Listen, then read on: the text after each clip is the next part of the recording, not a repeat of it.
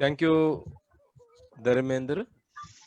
Uh, it is a wonderful opportunity given to Mahaseva and, of course, Rotary Bombay West Club for arranging this layman and housing society law on first Sunday of every month. And even during the lockdown, except I think April, we have been able to do the layman and housing law throughout the years.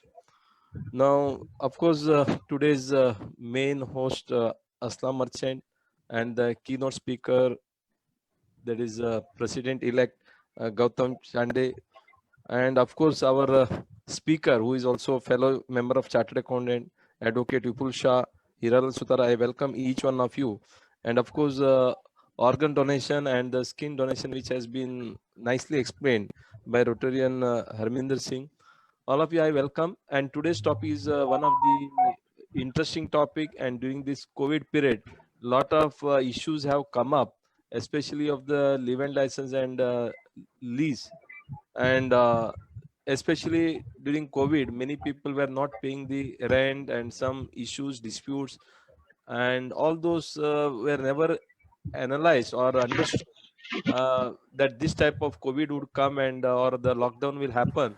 And now every clauses in the live and license agreement or the lease to cover this type of force measure or act of no God. And I think we will have wonderful session today. I welcome both the speakers, and then of course let me conclude at the end of the session with some of the question answer. Thank you very much. Over to Dharmendra. Yeah, thanks, Ramesh Prabhuji. So let me invite Advocate Vipul Shah to give his talk. Yeah, good morning all. Today's host and past President Sri Aslam Merchant ji, past President Sri Anand Gupta ji, Rotarian Sri Gautam Chatterjee, Chande ji, Sri Dharmendra Sharma ji, MSW President Sri Ramesh Prabhu ji, and my co-speaker Sri Hilalaji Sudha. Ladies and gentlemen, a very good morning to you. And at the outset, I thank the Rotary Club of Bombay West for giving me an opportunity to share my knowledge on the subject of tenancy under Maharashtra Rent Control Act 1999, which is an important subject in the time of redevelopment of old buildings. You all agree that basically this topic of tenancy is an old topic. In fact, uh, since the ownership concept has developed from 1950 onwards, the tenancy concept has become quite old. But those old buildings which are dilapidated or which are earlier given on the tenancy basis, those are covered under Maharashtra Rent Control Act. And originally this was covered by the Bombay Rent Hotel Lodging and Housing Control Act 1947, which was subsequently amended in the year 1999, implemented with effect from March 2000, and some very important changes were made in the Rent Act. Basically, what is rent control and why it was introduced? As you all know, in the earlier days, people used to shift to Mumbai for earning money, and family members were staying in their native place, and people used to come here and stay alone initially. So they were in search of places for their residence, and slowly, slowly, the concept of tenancy was developed. Uh, in the year 1947, there was a need that the people who are coming from outside should be protected, and the landlord should not take undue advantage of their need. And accordingly, rent control provisions were introduced, or the act was introduced. Basically, Rent Control Act is intended to serve two purposes. One was to protect the tenant from eviction from the house where he is living, except for the reasons of demand or condition, and to protect him from having to pay more than standard rent. It is basically the concept of standard rent was introduced to take care that landlord should not take undue advantage, and accordingly courts were empowered to decide a standard rent of the property. So in case of a dispute, if somebody approaches the court, then in that event court will decide what is the standard rent, and the tenant were asked to pay rent in the court. it's a social welfare legislature and mainly made for giving benefit to the tenants. It was amended in the year 1999, where some interest of landlord was also taken care of. The object of the new act, as per the preamble of 1999 Act, is controlling rent so that they may not exceed beyond the standard rent or their fair rates, as the case may be. Regulating the repairs of the premises, which may be or are demised, and for encouraging the construction of new houses by assuring a fair return on the investment and to provide for matters connected with the purposes aforesaid. So basically what had happened, because the rent was so low that people were not inclined to invest in constructing a house and giving it on a rent. Again, the Rent Act, as we know in India, the litigation takes quite a lot of time. So some machinery was to be developed, or some mechanism was required to be developed where the issues can be resolved fast. So some of those amendments were made in 1999. I touch upon that. Major amendment was introduced in 1999, and the same was known as Bombay Rent Control Act 1999, which became applicable with effect from 31/3/2000. The name changed to Maharashtra Rent Control Act in 1999 in 2012. One of the major one of the major point of this act was initial days the pagdi or the premium which the landlord used to take was an illegal act. It was never permitted. With the amendment in 1999 Act, the premium taken by the landlord for giving the tenancy rights or to transfer the tenancy right has been made legal. The intent behind making it legal was that in earlier days, though the premium was paid, it was paid in cash, so it was never accounted. And landlord were also of the opinion that since we don't earn anything, we do not have funds to manage or repair the building. So government thought that instead of keeping it as an illegal thing, it was legalized by inserting section 55 in the new act, and now it is permitted to take premium for granting tenancy or for transferring tenancy rights from one tenant to another tenant. Another important amendment made in 1999 was registration of tenancy agreement, which was made compulsory. Earlier, there was no official transaction of tenancy, so people used to deal by just changing the name on the rent receipt and taking entire money in cash. Now, with effect from 2000, it is mandatory to make an agreement for granting the tenancy. And if it is not made, then it is an offense under the act and it is liable for the penalty and imprisonment both. Registration, when the question of registration comes, then again there is a stamp duty also payable.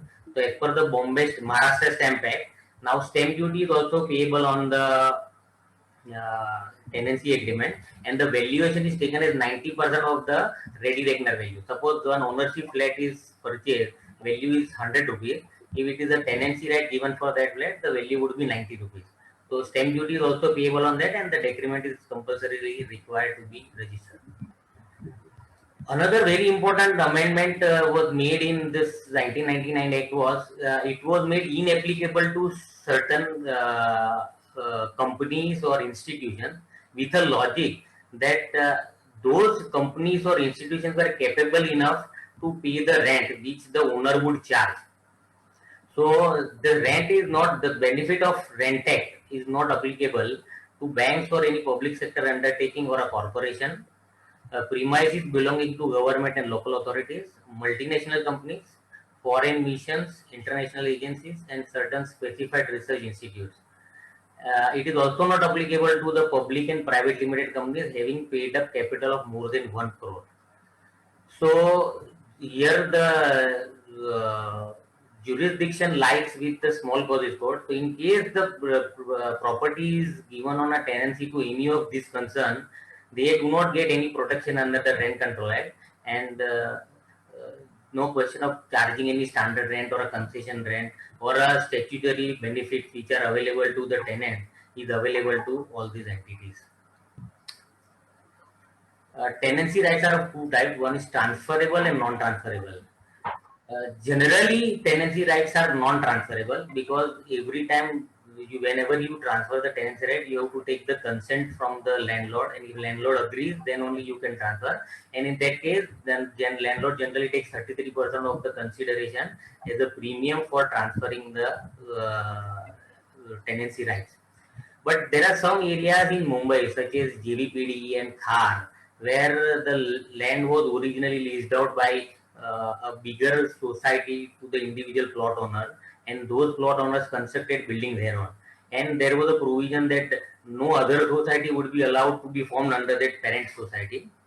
So in that case, people came out with some via media, and in those areas in initial days, there was a concept of transferable tenancy where landlord used to enter into an agreement with the tenant, and the entire tenancy rights were given transferable with a very specific condition that never in future the tenant has to approach the landlord for transferring the tenancy to any third party, and they can deal with the tenancy rights the way they want. So that is a transferable tenancy, and the other is a non-transferable tenancy. Another important issue with respect to tenancy right is about the inheritance and wills. As we all know that tenancy right is a personal right given to the person, and it cannot be willed away. Means somebody cannot write in his will that I bequeath my tenancy right in room number so and so to this person. It is, even if somebody is writing, it is void, it does not have any legal implication. However, the inheritance of tenancy right is now permitted. That means the law provides that at the time of death of a tenant, if any family member is residing with him, then the tenancy right goes to that particular person. For example, if a person has 3 sons, and out of that one son is residing in with that tenanted premises at the time of his death. So after his death, his tenancy right would go to his son who is staying with him. But there are certain situations where the person is staying alone and all the 3 sons are staying separately. In that event, it goes by the intestate succession, and accordingly, all the 3 children would become entitled to the tenancy rights. So now inheritance of tenancy right is possible, but willing away by way of will is not possible. One more amendment made in the act is by permitting landlord to increase the rent. Landlords are now permitted to increase rent by 4% per annum in case they want to increase the rent, because earlier on there was a restriction that rent cannot be increased, but now that has been permitted. And very important thing to be kept in mind from the tenant point of view as well as from the landlord point of view, it is mandatory to issue rent receipt. Now Act very specifically provide, and there is a format of rent receipt also given in the Act, that the rent receipt should be issued for all the rent which is collected by the landlord. One more thing which is generally a point of dispute is about the recovery of possession of the tenanted premises. The landlord can recover the possession of the premises in the following situation: when there is a damage to the property, and the damage is such that if the tenant is removed out, then only repairing can be carried out. So in that case, landlord can enforce upon the tenants to get out of the property and repair it. Erection of a permanent structure. Sometimes on a top floor structure, suppose on a terrace, the landlord wants to construct something which requires that some rooms or something made on the terrace, or for the purpose of erection, the removal of tenant is necessary. They can be the possession can be taken. If some tenant is creating a nuisance which is disturbing to the other tenant, background it can be done. Quit notice issued by tenant. When tenant himself says that he wants to surrender the tenancy, and he gives a notice to the landlord that I want to surrender my tenancy from this effect, that time possession can be taken. Subletting. Subletting is now permitted if with the consent of the landlord. If landlord permits subletting, the tenant can sublet it to the subtenant. But if it is subletted without permission of the landlord, then the possession can be taken. Tenant has ceased to be in service and employment of the landlord. Sometimes the employees of the company are provided accommodation, and that time service tenancy is created. So service tenancy is valid till the time the person is working with the company. The moment his services are terminated or completed, he has to hand over the possession back to the landlord. One of the major issues is the bona fide requirement of landlord. Major of cases nowadays are filed mainly on the ground that landlord requires the premises for his bona fide purpose.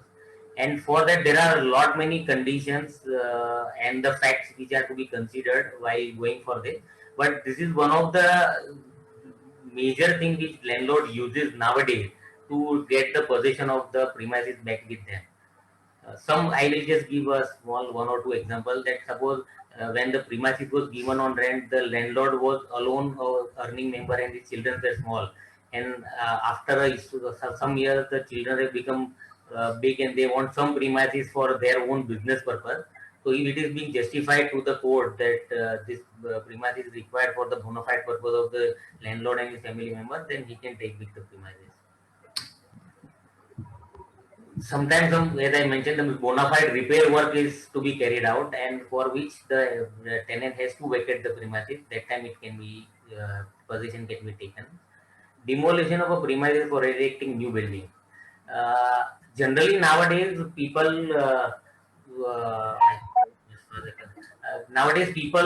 redevelop the building. So or the building condition is in such a state that it requires a huge repairing. In that case, demolition of the possession can be taken over. Requirement of a construction of a terrace. Demolition is ordered by municipal authority.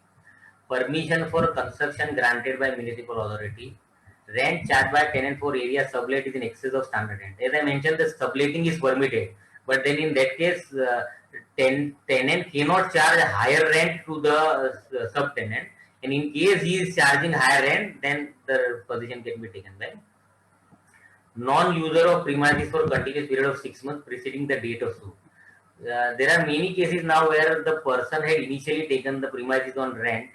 They have earned quite bit of support by the standard of living has gone higher, or with the expansion in the family. They leave that small tenanted room and migrate to a higher ownership flat in suburb area or something, and those rooms are kept lock and key. If the landlord proves to the court that from last 6 months the person is not using premises for the purpose for which it has been let out, in that event he can approach the court and file a suit for recovery of the possession. Provisions regarding subtenancy and other matters concerning the tenancy. Subtenant becomes tenant on determination of tenancy. There is one concept now that suppose there is a contractual tenancy, and in that contract the owner, the landlord permits the tenant to appoint a subtenant. And on termination of the tenancy of the contractual tenancy, if that subtenant tenancy is subsisting and continuing, then that subtenant automatically becomes the tenant and he becomes the deemed tenant of the landlord. Tenant not allowed to sublet without landlord consent. I mentioned already. Landlord can inspect premises with prior intimation. Landlord cannot cut off, withhold essential supply or service. Sometimes there are cases where tenant does not pay the rent as per the contract or as per the agreed term, and we see sometimes the landlord disconnect the water supply or electricity supply. Those all is not permitted under the law. Landlords are not allowed to do that. In case of any such of events, they have to approach the small causes court for the resolution. Conversion of residential premises to commercial premises is not allowed. Landlord can recover costs incurred for repairing by increasing rent by 15% if more than 70% of tenants agree. Now it is a very typical feature that majority of the tenant buildings are not maintained only, because the still in today's date also the amount of rent which landlord gets is hardly, or it is peanuts compared to the value of the property. So landlord many of the time does not have resources only to repair it. So sometimes if there is a resolution between the landlord and the tenant, that some cost will be borne by the tenant, some cost will be borne by the landlord. Landlord, if get more than 70% of the tenant's confirmation, then landlord can incur expenses for repairing, and it can be recovered by way of increase in rent. So which is now permitted under jurisdiction. the jurisdiction with respect to disputes which arise between the landlord and the tenant is only with respect to small causes court, and no other courts have any other jurisdiction with respect to disputes for the tenancy. In Mumbai, the suburb area, the jurisdictional court is at Bandra, small causes court, and for South Mumbai, it is at Marine Lines near Metro Cinema. In case the person is not satisfied with the trial court decree, he can go for a first appeal. That will also lie before the division bench of small causes court. The Act has provided compensation for forced, frivolous, and vexatious proceeding. Summary disposal of application filed before competent authority in legal license cases pertaining to residential premises. This is one very important thing which is done. Susarji will be taking up this particular issue. That now for residential premises, there is one competent authority, which is the office that Mahada building in Bandra.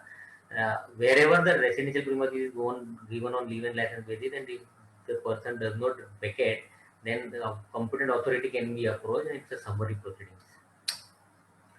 I will share some practical tips, because now that concept of tenancy is an age-old concept. Nowadays, nobody gives a tenancy right, but a lot of old buildings which are now getting demolished and converted into, or redeveloped, and the tenancy rights are converted into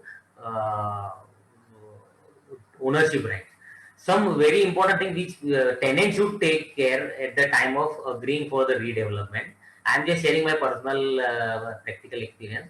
Appoint your own lawyer and pay his fees. This is very typical feature between the tenants. For so many years, they have paid very low rent to the landlord, and there is no thinking that their interest should be taken care of. So generally, what they do is either a developer who is appointing his lawyer, they approach the same lawyer, and in fact, if when they appoint another lawyer, they expect the developer to pay the fees of that lawyer, and which is, in my opinion, a very dangerous thing to do, because you should have your independent legal person and a lawyer who will guide you properly to take care of your interests. Preferably form a registered tenant association to represent collectively and effectively. This is one of the very important things, because what happens many times, there is no unity amongst the tenants. And in case of redevelopment, if some offer is made by the owner or a developer, and some people agree to it, some people doesn't agree to it, and sometimes some decisions are taken which are not in the interest of the tenant. And in that event, if there is a registered tenant association, which can be registered with the charity commissioner office, for during the period of redevelopment till the taking over of the possession in the new building, that association can represent collectively with before all the authorities, and if the problem can be addressed very well if it is through a registered association. Prepare agreement for permanent order of accommodation through court consent. It is also one of the things which can be done here. Many cases, the developer agrees for completing construction in a particular number of months, and because of some issue, the building is not completed. In that event, having only a normal registered permanent alternative accommodation may not be that effective. In that case, if it is done through a court consent, it gives a very strong rights to the tenant, because in case of any violation of the conditions, it's a contempt of court, and in that case their interest is better taken care of. Another important nowadays people do is the landlords in connivance with the developer and get the building declared as dangerous structure and under section 350 of Municipal Act, and municipal authorities cut the water supply, electricity supply, and there is a compulsory removal of the tenant from the building. In that event, it is very important that if any such action is taken by the landlord, the tenant should obtain an independent structural consultant report, and if that is done after forming a registered association, it would be further beneficial. And then if that structural consultant report is of the opinion that building is not in a C category or a dangerous situation, they can approach the municipality, and then there is a provision that a committee is appointed of an IIT engineer.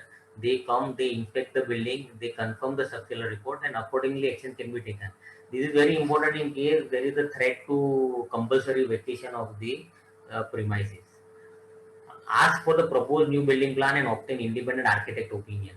This is also one of the important things, because as you all are aware now, the concept of fungible FSI has been introduced, and there is a law that for the for rehousing the old tenants, there is no premium payable by the developer. Those are available free of charge, which is 35% of the existing area.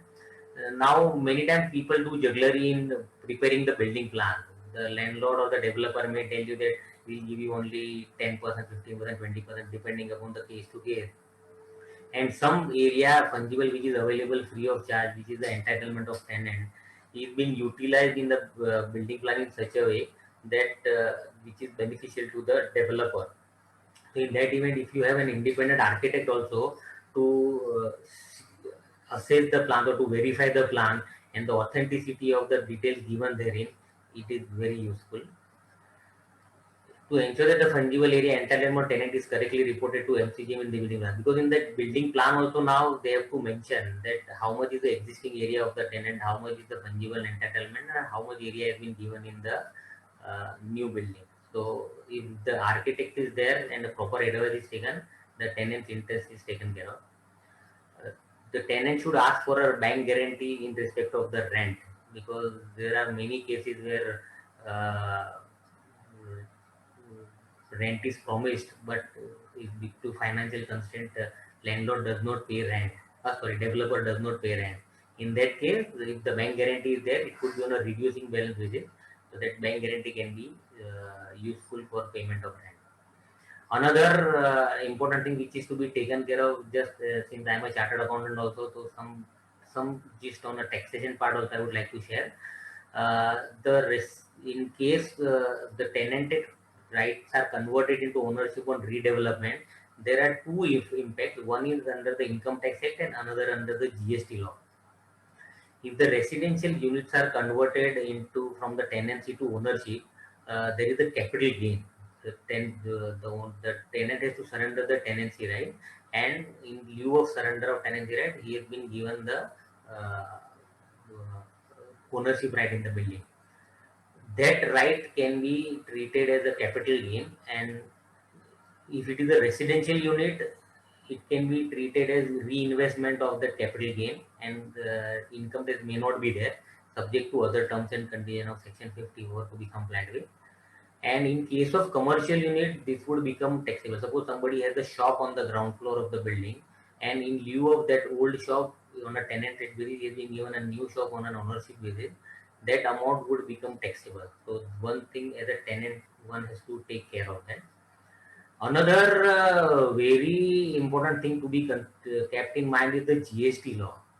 Now, the provisions of GST law are such that in case the building is reconstructed, the same is liable for payment of GST. So, if the tenants are not aware, in the agreement for permanent alternative accommodation, it might have been mentioned that the all the taxes, including GST, will be borne by the tenant. In that event, what happens is generally the services rendered are of construction only, but GST law, there is a typical provision that the GST is payable on the market value of the property. So suppose the shop which is given to you is say worth 1 crore rupees, then on 1 crore rupees 5% would be GST, so a tenant will be liable to pay 5 lakh rupees as GST. So while entering into an agreement with developer, the care should be taken that taxation would be borne by whom. And that one thing should be ensured that GST will be borne by the tenant or the developer. I think in the time allotted to me, I have just run through the main important topics which I feel from the tenancy point of view in Maharashtra rent tax. So thank you very much once again for patient hearing and granting me an opportunity to share my knowledge on this. Thank you very much. Thanks, Dr. Advocate Vipul Shah, for giving such a useful insight in the area of tenancy. Now, I would like to request Advocate Hiralal Suthar to enlighten us about D1 license. So, Hiralalji, over to you. Good morning, friends.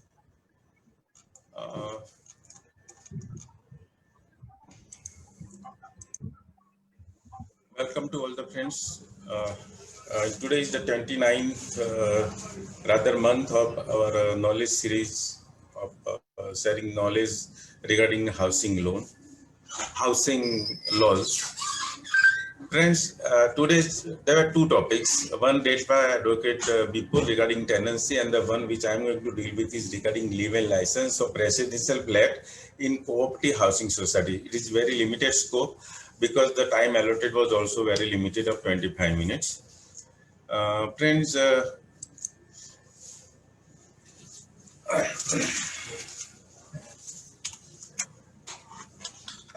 before I start with the total presentation, I would like to summarize for you as to what I'm going to deal with in the entire thing.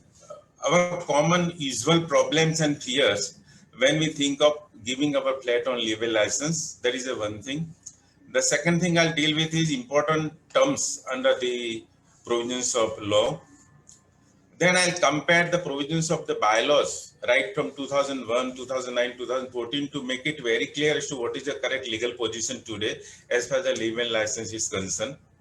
And lastly, I'll deal with the certain provisions, particularly Section 24 relating to Maharashtra Rent Control Act, which requires the leave-in license agreement to be registered and other important, very important aspects. There is a question also given by Mr. Nilesh that also I will answer along with that. And the last I'll deal with the precaution to be taken while drafting the leave-in license agreement. So this is the scope of discussion I will have with you. Another first thing is usual problems which we face. We have a question whether the licensee will vacate my flat, whether licensee will claim tenancy of the premises, because you know the tenancy includes the possession also, where a license doesn't include possession. Then if my property is damaged by the licensee, compensation fixed under the agreement, or if he changes the usage of the flat, that will have a serious consequence in the municipal laws as well as the society's laws. Whether he will disturb the other residents in the society, or whether society will allow me to induct the licensee, a particular licensee, or we have a burning topic whether bachelors and group of bachelors or groups of young persons will be allowed by the society.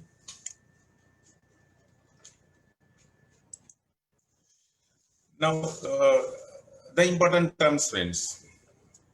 License is a permission given by owner to a person or persons to use his flat. Without such permission, the act of using the flat by that person will be unlawful. In short, if somebody enters our house without permission or without, we can say, the license for his use, then it is an unlawful act. Once you give the license to him to enter our property for whatever purpose, then it will be an unlawful act is converted into lawful act by means of license. Who is the licensee, friends? Licensee is the person to whom the permission is given by owner of the flat to occupy the flat. However, such occupation does not involve possession or any right or interest in the ownership of the flats.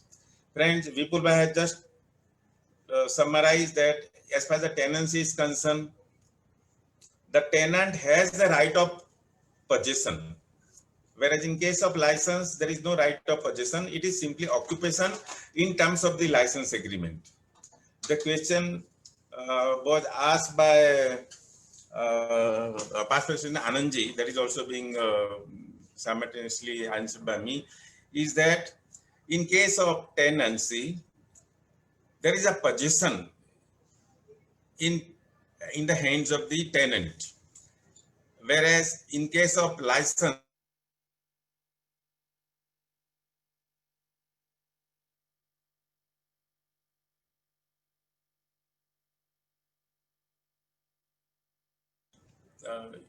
permission to use the premises without legal possession.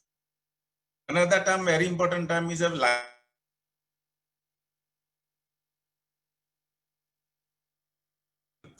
there is an amount payable by licensee for use of flat given by owner to him under an agreement. Mind where there has to be an agreement, and that includes one of the important condition is what will the license fees, whether it will be increased or what will the, all these aspects relating to charges payable by the licensee to the licensor.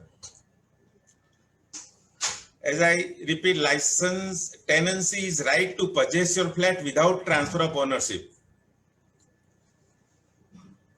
Then another most important difference between the two, Anandji, is in case of tenants, he has a possession of the flat, whereas the licensee occupies the flat for the purpose for which the license is granted without legal possession.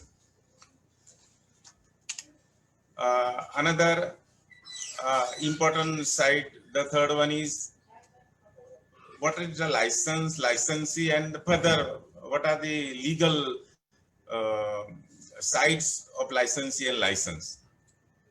Licensee in respect of a flat or any part of it means a person who is in occupation of the flat or part thereof under a subsisting agreement for license given for a license fee or a charge.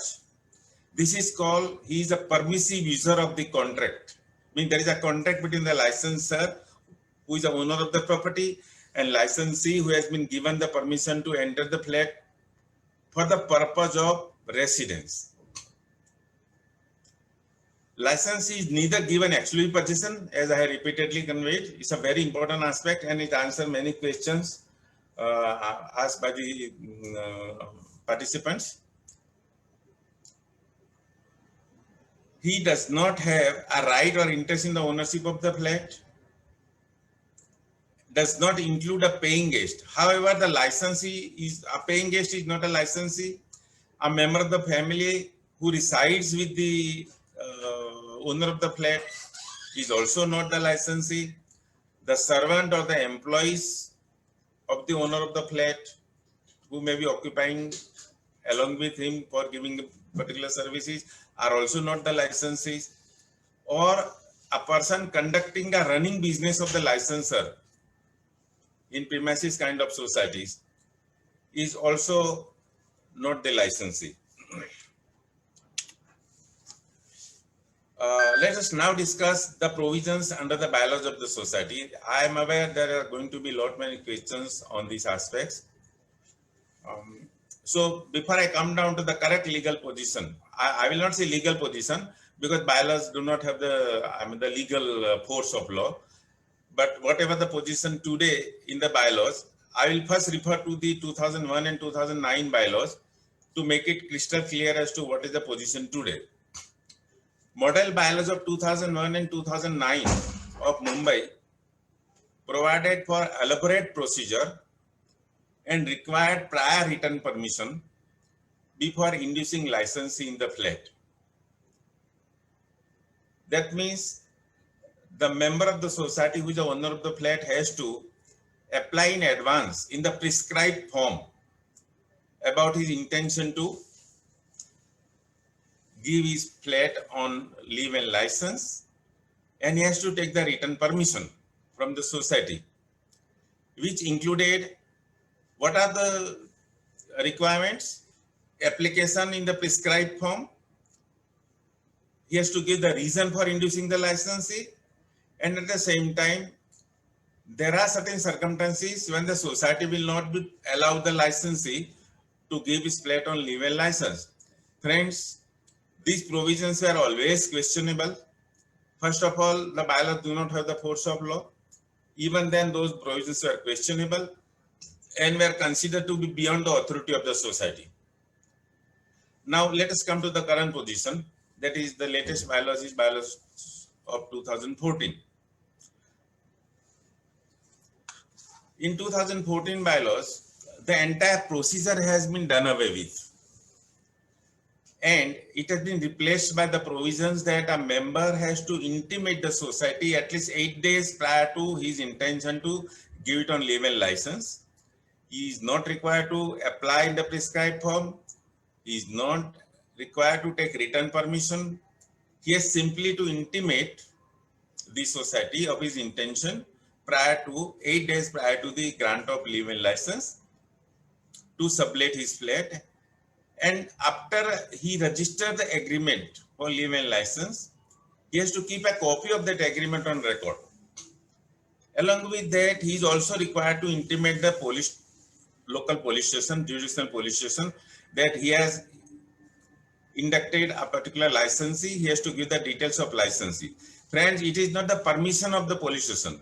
It is simply an intimation to the local police station that he is inducting a licensee.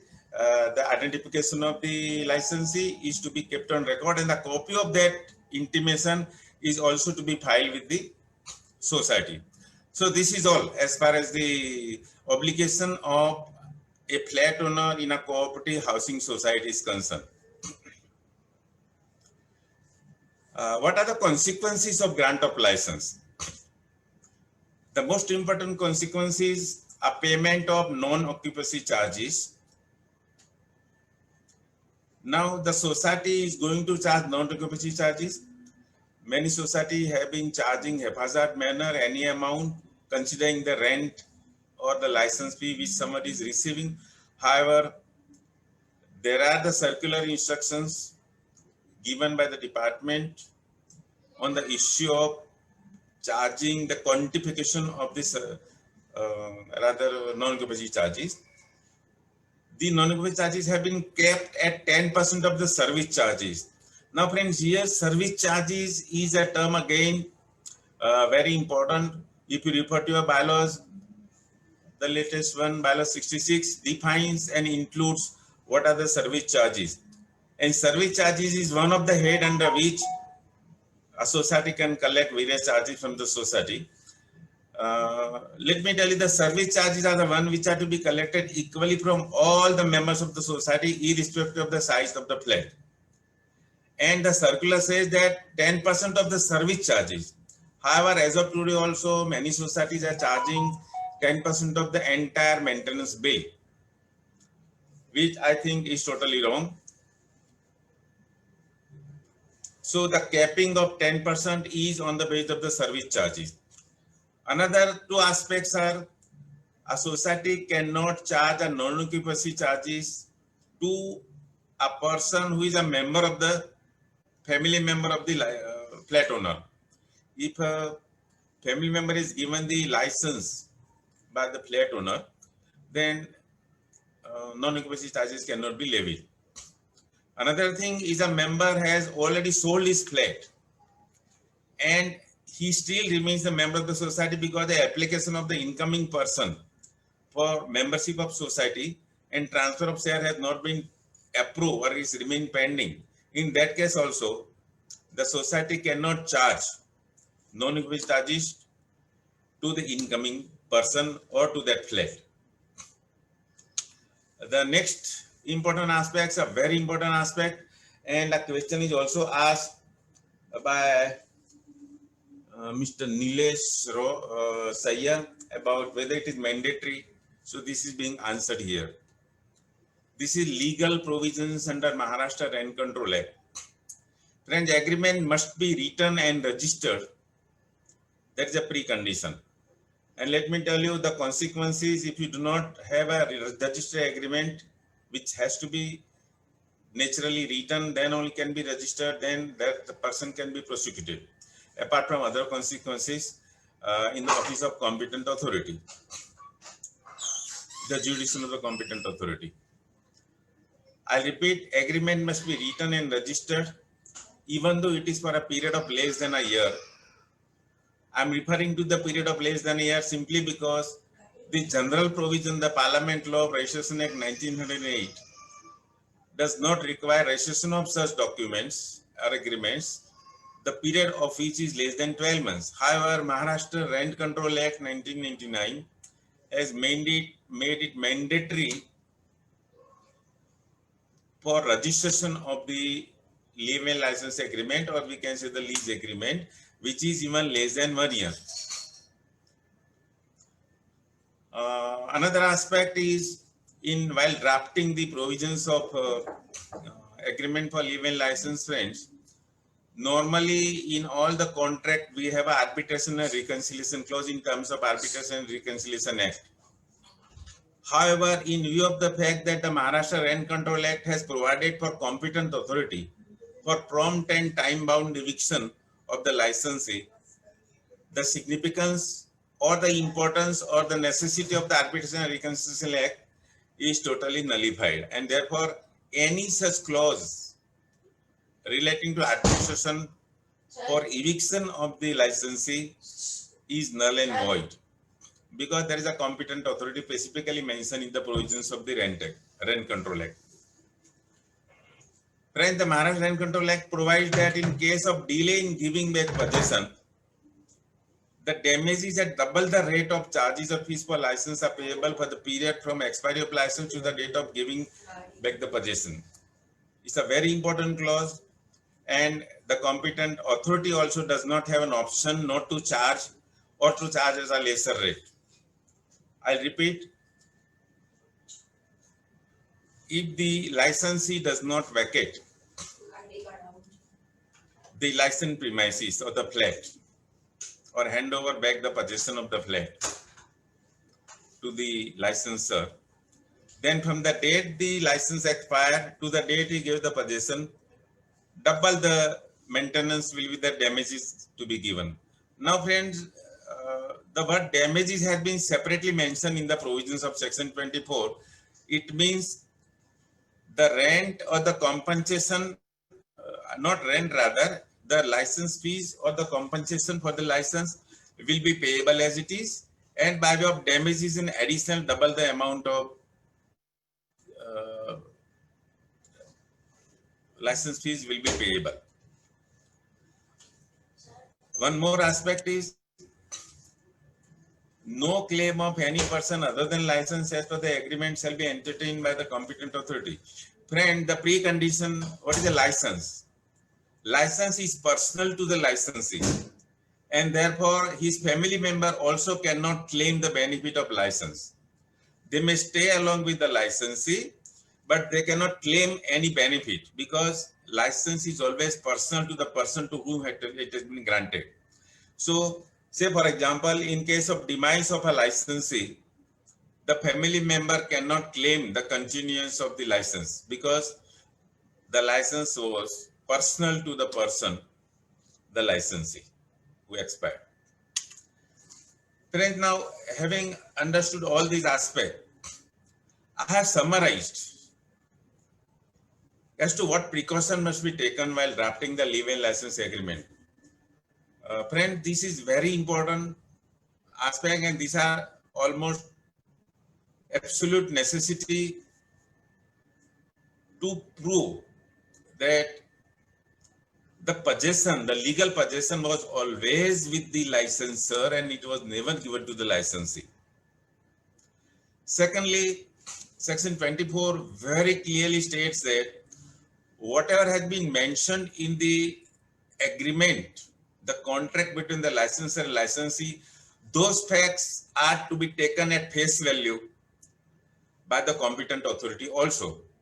And therefore, we should not underestimate the drafting of the contract between the licensor and licensee.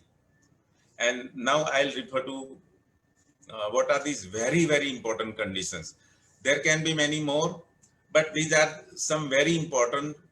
Again, on these issues, there are different opinions, but in my opinion, we must include these clauses in the contract for leave-in license. Set of keys of the flat with the licensor. Always mention that a set of duplicate keys or the keys will be given to the licensor. Not only that the licensee will not change the lock, and if he changes the lock, a set of the keys will also be given to the licensor. Friends, now the question arises as to why somebody, a licensee, should give the keys. The important thing is the symbolism.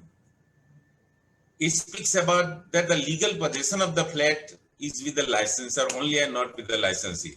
And therefore, this symbolism is extremely important.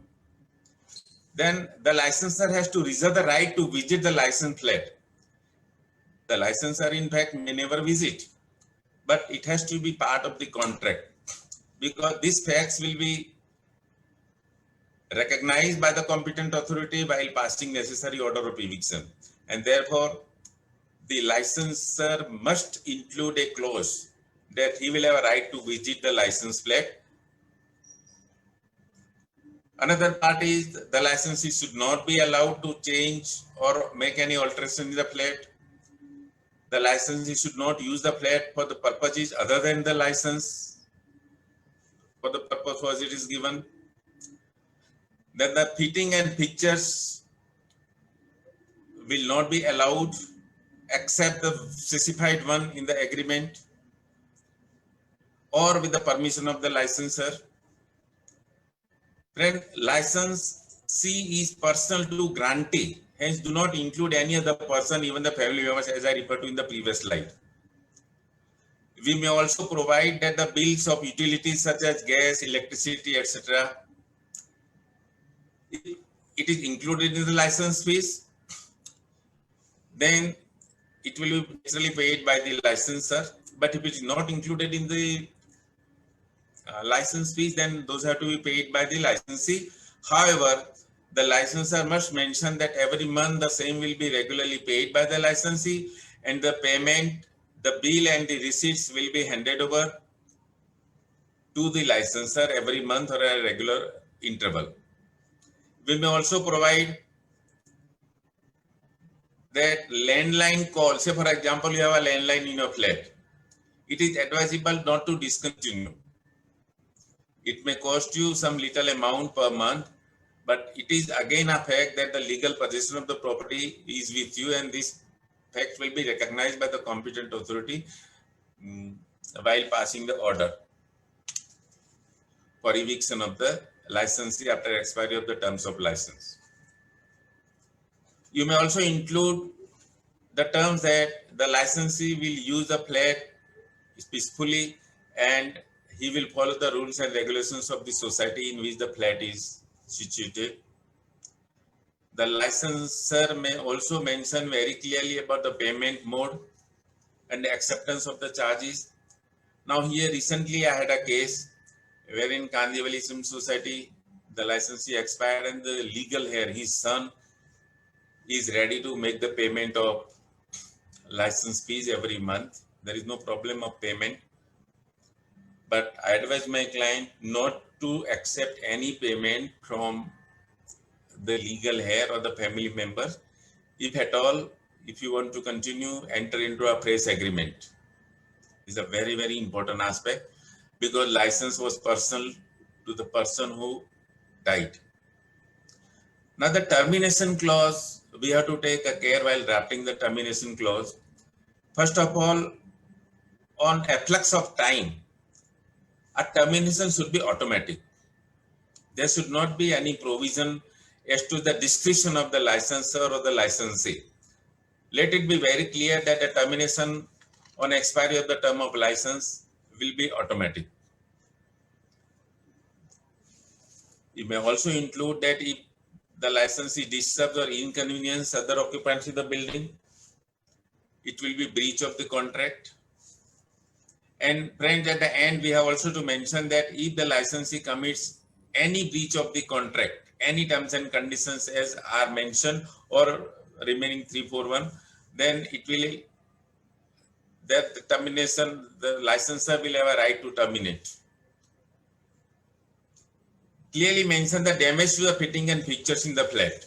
If the fitting and fixtures are owned by the owner of the flat, the licensor, then there has to be a clear mention about the damages to be chargeable or payable, or that may be deducted from the deposit that may have been given by the licensee to the licensor at the time of registering the agreement.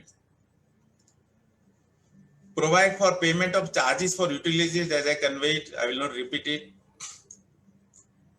There can be a clause to the effect of additional charges in spite of the fact that the competent authority has to provide by way of damage additional charges equal to twice the regular fees of the compensation. There can be a clause to the additional charges in case of some given circumstances. A clause very important, like a telephone landline. There can be a clause to the fact that the post of couriers received by in the name of licensor. The intimation should be given by the licensee to the licensor, or it may be redirected, or a message will be given to the licensor. This clause has important symbolic importance to prove that the legal possession of the plate is with the licensor only. Friends, simultaneously, I have also answered the queries from past President Anandji, from Nilesh also. Mr. Samir has asked one question about the police certificate on renewal of the license. Now, friends, the important thing is who has been given a plate on license that has to go on the record of the local police station. When previously you give it on record, it included that the license is given for a particular period. If that period is being exceeded by fresh agreement, then I think it is necessary to give an intimation to the local police station, and also to give the copy of the intimation to the society. Friends, I have tried to bring to your notice a very important aspects and very important clauses also, which are otherwise common also, but very important. Thank you, friends. Thank you, Advocate Hiralalji, to give a wonderful insight about leave and license aspects. And I hope it is going to help many people in the society. Now I would like to invite CA Ramesh Prabhu to summarize both the topics of the day, tenancy and leave and license. Ramesh Prabhuji, over to you. Yeah, thank you, sir. Now, the only, as I was saying in the beginning, this sometimes people use it as a interchangeable. Now, still there is a confusion going on as to can a live-in license be made for beyond 11 months, or can it be done for, let us say, live-in license for 10 years, 20 years, or it has to be done only up to 5 years, because the Stamp Act provides that it has to be only for up to 5 years. It will be 0.25% of the stamp duty, or the annual rent which will be taken as the stamp duty. So this is a very big question which is going on in the minds of many people. So let me ask Advocate Vipul Shah, sir, what exactly you can say the difference between live-in license and the tenancy? Unmute yourself, Vipul bhai. Yeah. See, basically, the very fundamental difference between the tenancy right and the live-in license is tenancy rights creates a right in the property. So, person gets a possessory right of the premises, and it's a interest in the property. Now, as regards live-in license, it is an easementary right, and here the person gives a license of for utilizing the property for the purpose for which is given. So there is a very big difference, because here the interest is created. In live-in license, interest is not created. So if it is interest is created by way of a tenancy, it is governed by the benefits granted under the Rent Control Act, and in the case of licensee, there is a special mechanism for vacating or taking over the possession of the premises. So the basic fundamental difference is between the interest in the property and the license to use the property. That is the very basic fundamental difference. What should be the period for live-in license? Yeah, see, live-in license, I say, because the live-in license is liable for a stamp duty, right? In Stamp Duty Act, Maharashtra Stamp Act, there is a provision that if the license is given up to 5 years, as you mentioned, it is 0.25% plus whatever deposit you have paid, that interest, and the total of both is liable for the stamp duty. The moment period goes beyond 5 years, or if there is a clause in live-in license agreement, there is a renewal clause that after completion of 5 years, the agreement will be again renewed for 3 years or 5 years or whatever. The stamp duty treats this agreement as a lease, And in that event, the stamp duty payable on that agreement would be over lease stamp duty and not the leave-in license, the concessional one which is available for leave-in license. License can be for a more period, but then ultimately it is for the purpose of stamp duty, it is treated as lease. So it is always people make maximum up to 5 years with no renewal clause, and after 5 years you enter into a fresh transaction. Sir, what is the difference between tenancy and lease? Tenancy right is in respect of the particular flat, suppose a shop or a flat. Lease is, it can be for the land also. Generally lease is given for a land, or a premises also lease can be given. Like suppose people are giving lease to the banks for a longer period. So basically both the right, lease and tenancy both create interest in the property, and license is creating no interest, it is just a license to use. So you can treat at par. The lease is governed by Transfer of Property Act, and tenancy is governed by the individual state rent control act. So that would be the basic difference between the lease and the tenancy. Okay, we have with the Rotarian Harminder Singh has asked a question. Yeah. If the residential house which is rented since 1956 and the receipt is in the name of father, and both father and mothers have expired in the year 2013, Sir. and the position is with the son who has 4 other brothers and sisters, or one sister, and he was staying in with them in their last days. Only son was staying with them as a last days, and he is living another. He is also having another house in his name where his family is staying. How can the rent receipt be changed in the name of son who is in possession of the flat? Now the son is paying the monthly rent, and the receipt is also given in the name of deceased father.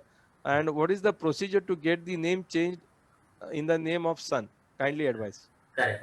See now, as he has mentioned, that the provision under the law is that, as I said earlier, that in case if somebody is staying with the tenant at the time of his death, the tenancy would get transferred in their name. But here the very important thing is about the stay. If somebody is saying that during last 2 months, 3 months, 6 months, I was staying with my parents and my father and who was the tenant, and after his death it should come to me, it will not be accepted, because there are lot many cases that stay is to be proved that you are in a continuous stay with them. As he has mentioned that he already got another house and his family is staying there. So he can't take the benefit that since he was in the last days of his father or mother, he was staying with them, so he is entitled to the tenancy. He will not be entitled. All the legal heirs will be entitled, because it is generally seen that a person is which is his permanent place of stay. Generally, it is held that if the person's wife or spouse wherever is staying is generally his permanent place of stay. In his case, there is a clear cut that his family is staying in another house which is owned by him, so he will not be eligible to get the entire tenancy transferred to his name. The tenancy would devolve as per the intestate succession, and all the legal heirs, all brothers and sisters, would become entitled to the tenancy. And if the landlord is giving the joint tenancy right to everybody, that is fine. If not, he has to approach the court and get the tenancy transferred. Under the law, the landlord is bound to transfer it in the name of the legal heir without charging any premium. But in case landlord is not acting upon it, he can approach the court, make an application, and get the order for it. I hope it clarifies this query.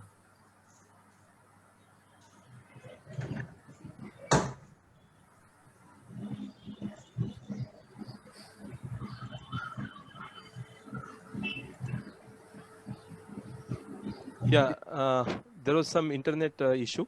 Yeah. Now there is another question. This normally, you said it is a inherited. So if tenancy is inherited, so even if he is not staying, can we not say that it is inherited? So your voice is cracking. I am not able to hear. Yeah. See, you said tenancies can be inherited. Correct. So even if son is not staying there, Yes. can these legal heirs come together and Yes. make a receipt and transfer the rent receipt in his name? No, see what will happen if the son is not staying with him, right? So by virtue of law, all the legal heir would become entitled to it. So then it can be transferred jointly in the all legal heirs name, or they can make a representation that it will be a joint tenancy and rent receipt can be issued in the name of one of the person. He can take a declaration from the all the legal heirs that though the rent receipt is in the name of Mr. X only, but all other legal heirs would be a joint tenant in respect of the state property. Okay, there is another question which is out of contest, but let us ask you whether will requires to be probated. See, I told you that will, it is, you can't will away your tenancy rights. So if at all somebody is writing in his will that my tenancy rights should go to my son, that condition, that the bequest itself is void. There is no question of probating that will because the tenancy rights are given. Because under law, tenancy rights cannot be willed away. So that bequest is bad. It's a void bequest. But suppose I have got 10 properties and 11th is a tenancy and I have made a will. In that case, that will need to be probated or it need not be No, probated? if there are other properties, then it is definitely, if it is complying with the condition of 2 and 3 that it is properties are situated in Mumbai or the will is executed in Mumbai, it is required to be probated. But the bequest will fail to the extent of the tenancy right.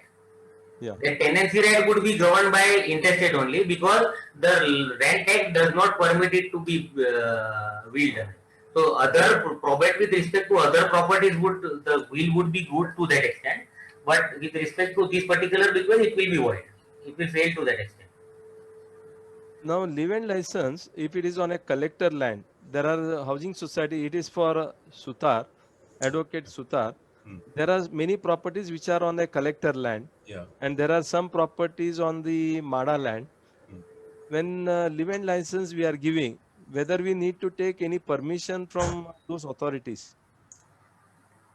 As far as my right as an owner of the flat is concerned for giving my property on live-in license, no permission will be required from these authorities. Recently, even the transfer of plate does not, means it's a news item only. Transfer of plate also does not require permission from collector or municipal authorities or whoever is the owner of the land. Even if the property is owned by MADA, land is on lease and the property is owned by MADA, it does not require to take permission for granting live-in license. In fact, when I refer to the history of 2009, 2001 and 2009 bylaws, the bylaws were subsequently changed and that entire procedure was done away with for this reason, that, you know, it will not be legal to stop the owner of the flat from giving the flat on live-in license. A restriction of that nature will not be acceptable. Okay. Another question to Advocate Vipul Shah. Now, in the redevelopment, the tenanted buildings are getting converted into, you know, redevelopment. And there is section 33, I think 7, as far as South Mumbai is concerned, where there is a, you know, cess building, and 33(7)(a) tenancy rights under the DCPR 2034 as far as suburb is concerned.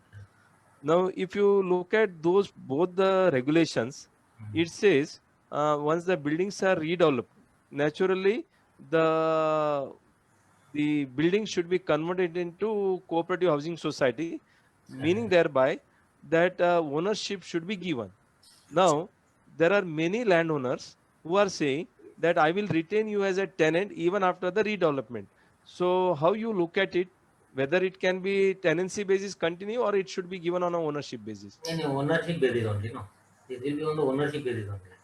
Now, I think MADA 33(7), it is mandatory that it becomes the ownership because there will, there is one of the condition only that the tenant will be converted into ownership.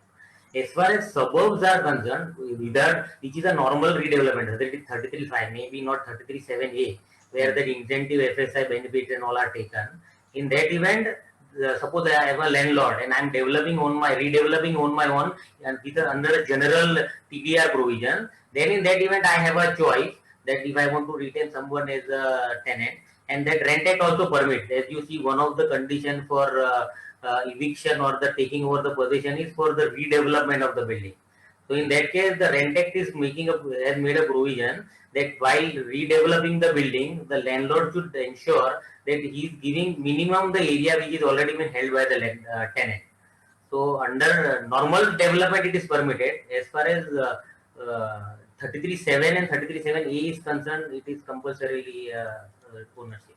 Yeah. And I think it is generally seen, BMC also insists that it should be converted into ownership. Generally, means I think there would be hardly any development where the tenant has retained as tenant after redevelopment also. Yeah. Sir, there are so many buildings in, especially Ghatkopar or, I have seen in Malad, Borivali, where the buildings have become dilapidated. It is declared as C1. And the landowner, for some or the other reason, he does not want to, go for the redevelopment. And once the C1 category comes, he says vacate the premises. And when we ask him, when you are going to do the redevelopment, he does not give the answer. So in such cases, what is the right with the tenants to compel the such landowner to go for redevelopment as early as possible? What should be the legal remedy recourse for them? That I told you that in my opinion, first and foremost thing those tenants should do is they should form themselves into a registered association, and after that they should make a revision. In fact, sometime back, I think somewhere in 2006 or something, 2012 somewhere, one proposal was mooted that there should be a time limit where in C1 category building, if the tenants are forcibly vacated from their premises, there should be a time limit that within 3 years the landlord should reconstruct the building, and if he does not reconstruct, the tenants get right automatically to redevelop those buildings. But unfortunately, the cabinet did not approve that proposal, and I think it is still on a paper only. But in that event, what can be done is they can collectively represent and then approach the authorities also, BMC and all, that the immediate reconstruction should be done and their interest should be taken care of. But one thing is very clear now, that they do not lose their tenancy right. Supposing they are removed like this also forcibly because of treating this as a C1 category building, which is generally done nowadays by the developers and the landowner, their right as a tenant remains to receive the accommodation in the new building. Now, as far as getting it completed in a particular time, instead of individually, if they fight jointly and approach the court and get some consentum or some or decree in their favor, that would be better for them. Yeah. Mr. Hiralal Sutar, you have a question for you. Yeah. Ajay Prakash has asked, what are the options open to the society if the licensee disturbs others and creates a nuisance? How can we stop such nuisance?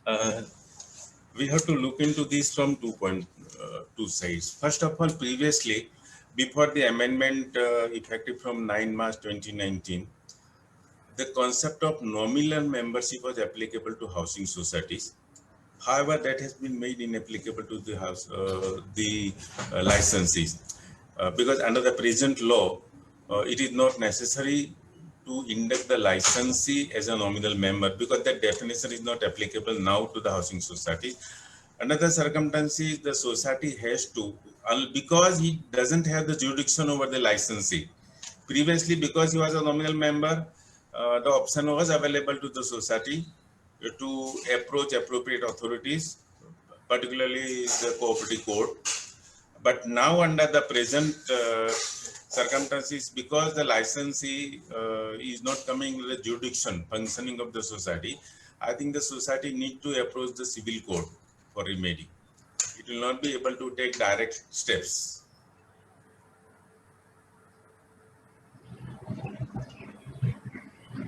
Yeah, the society will not be able to take any direct step against the licensee, only because he doesn't come under the jurisdiction of the society.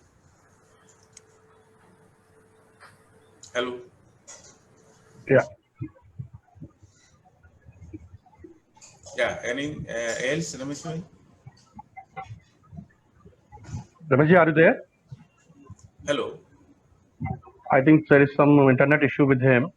Past President Mohan Joshi also wants to ask something. So Mohanji, you can unmute yourself. Or Siddhant, can you unmute Mohan Joshi ji to? Yes, definitely, Yeah. definitely.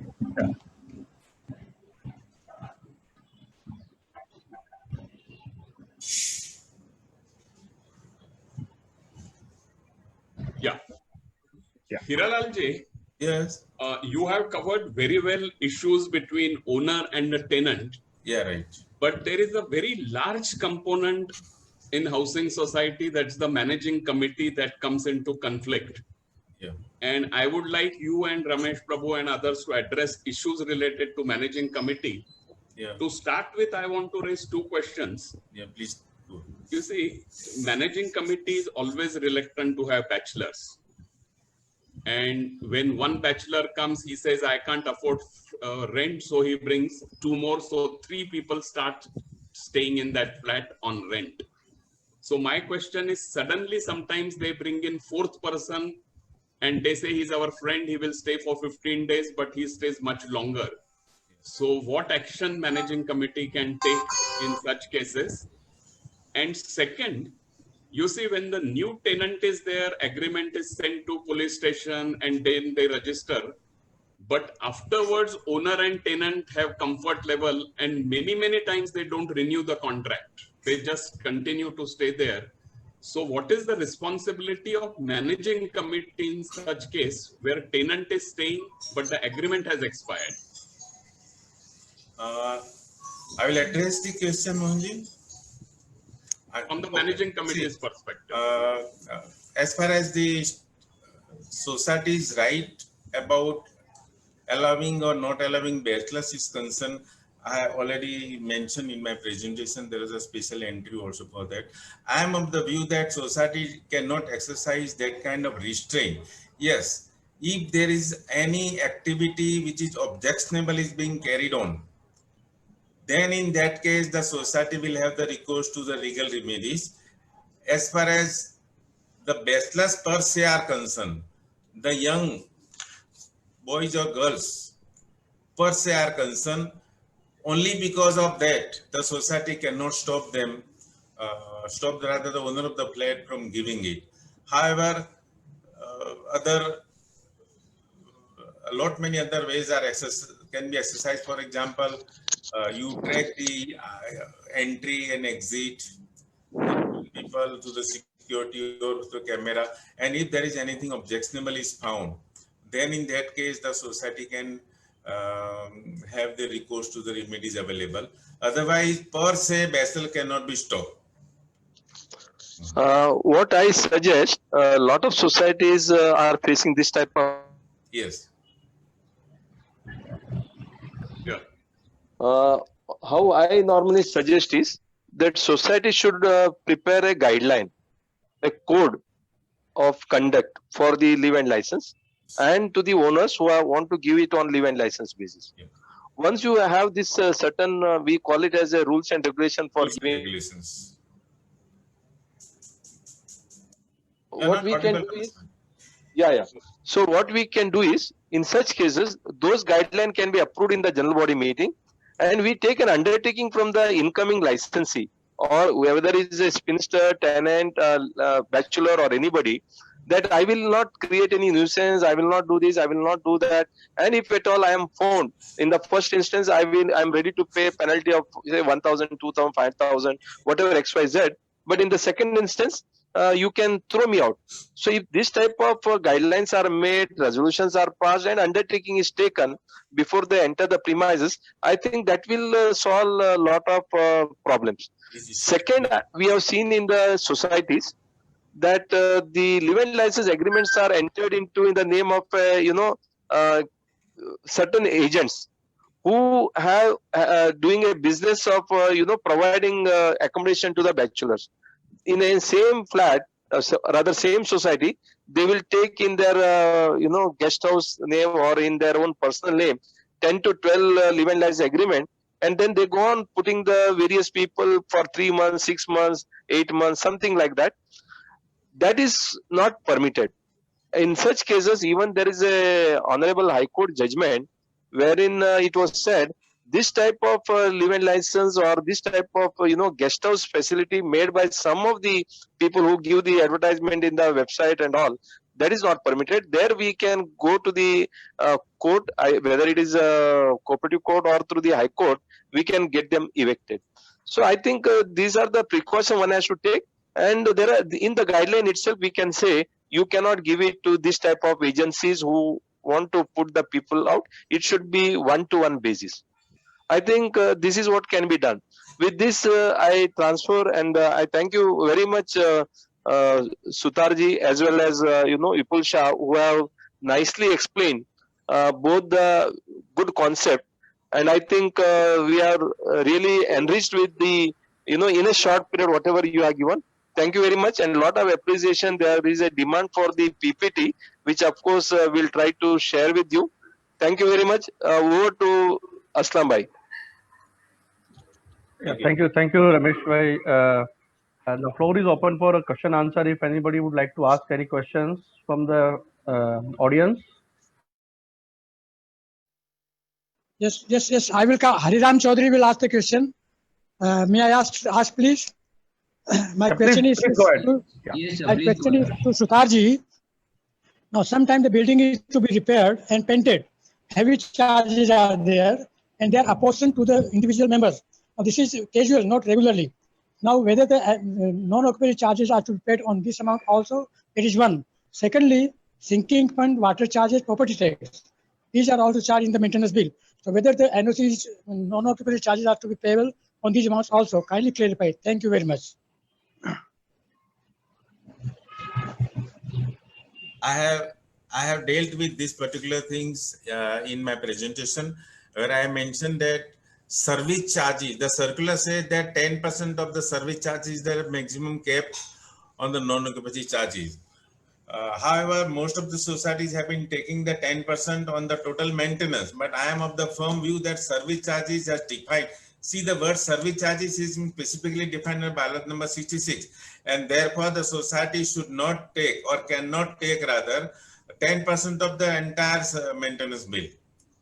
The service charges which I am referring to is the one which is under ballot number 66, which are to be shared equally by all the members. So other charges, sinking fund, repair fund, other charges are not within the purview of these service charges, and therefore the non-occupancy charges should not be levied on those charges. It should be levied exclusively on the service charges. And heavy repairing charges, one time payable, See, not regular bill. Repairing charges, Riramji, repairing charges are also not part of the service charges. If you refer to ballot number 67, there is a special entry in that about the major repair which is to be collected, from all the members in the ratio of the area of the plat. And that is not part of ballot number 66, which is service charges. And therefore, even non-occupancy charges cannot be taken on that also. Thank you.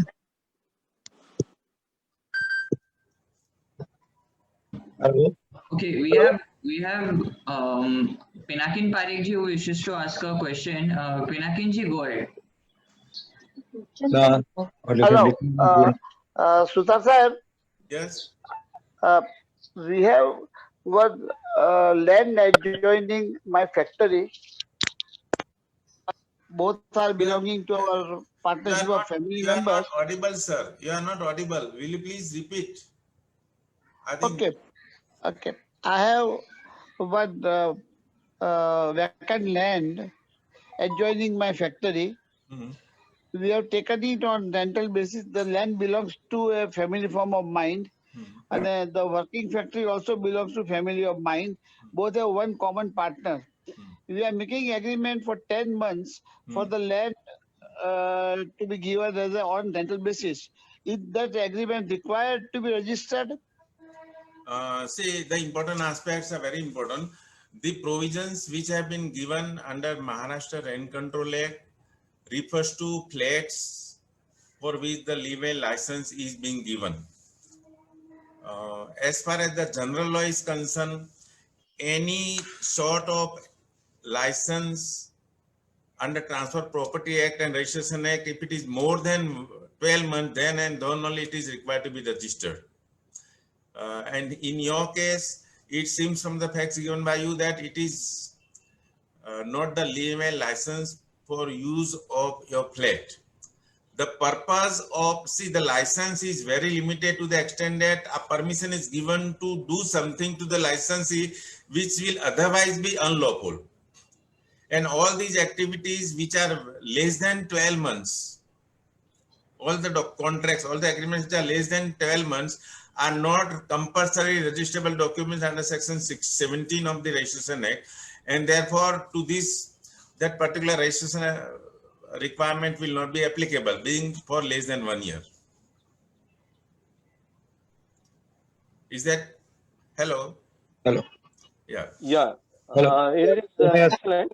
Sir, we have with us Mr. Hardare, who is the technical head of Marera.